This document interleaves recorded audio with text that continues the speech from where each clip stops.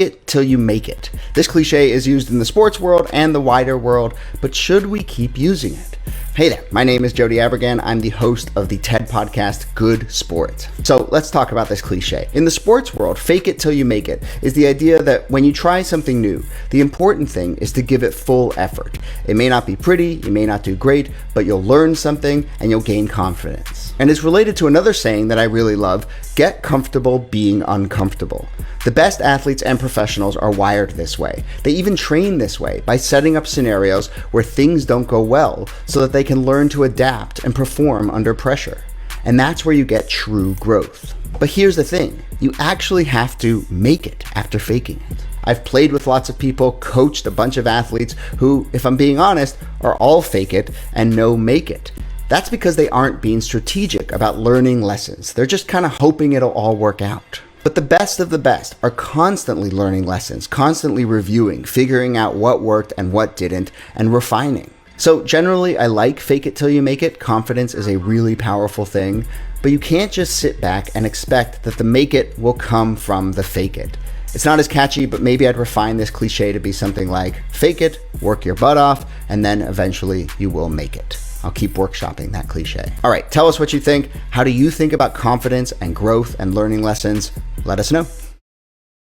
There's no I in team. I'm sure you've heard this cliche before, but is it helpful?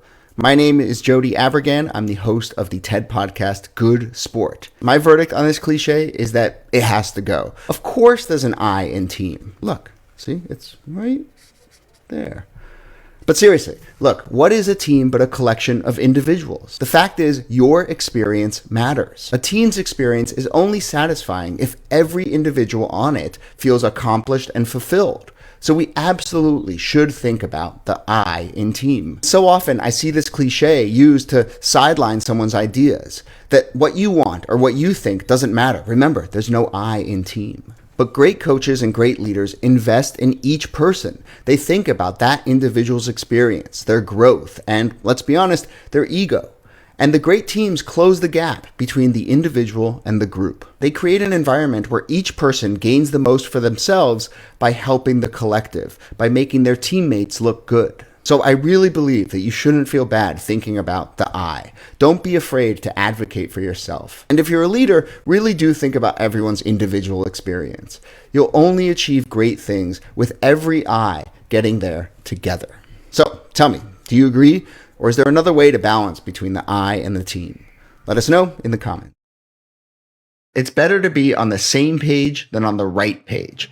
This is the first sports cliche I ever really fell in love with, but is it good advice? Hey there, my name is Jody Abergan. I'm the host of the TED podcast, Good Sport. Lots of teams obsess over whether they have the perfect strategy or the most advanced game plan. But if people aren't aligned and they can't execute it together, it doesn't matter how right your strategy is. When I worked as a captain or a coach, I realized that you needed to emphasize the real basics, get people bought in on a really simple plan, and then let them be the best they can within that context. And this has helped me in other parts of my life too. When my daughter was born, every decision my wife and I made felt incredibly high stakes, from sleep training to food routines, even what clothing is better. But there is no perfect answer. The important thing, I came to realize, is that my wife and I needed to be on the same page. So that when it's 3 a.m. and you're exhausted and stressed, you know how to approach the situation because you agreed upon a simple plan together.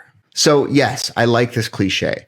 You should still be open to new ideas and new voices and new strategies, but when it comes time to execute, you have to be on the same page or you'll never get where you're trying to go. All right, let us know what you think. How do you make room for new ideas while still having a simple, clear plan? It's not whether you win or lose, it's how you play the game. You've probably heard this cliche, but should we keep using it? Hey there, my name is Jody Abergan, host of the TED podcast, Good Sport. So how do I feel about this cliche? Well, first off, to me, winning, it's kind of the point. It is nice to win, but the more you talk to great athletes and great coaches, you realize that they think of winning as almost a byproduct of all the other things that they do, like how they prepare, how they practice, how they focus. Those are the habits that great athletes really work on, and often the winning takes care of itself. And the satisfaction of a great win mostly comes from those things, the how. how much your team worked, how much your team bonded together, how you executed on your game plan. That's another thing that's become a bit of a cliche, focusing on process instead of outcome, which is something that we can all remember to do. So, final verdict, I do like this cliche because it helps us focus on the things that really matter. But it's also okay to play to win. So, tell us what you think, post in the comments, and I will be back soon with more of my favorite and least favorite sports cliches.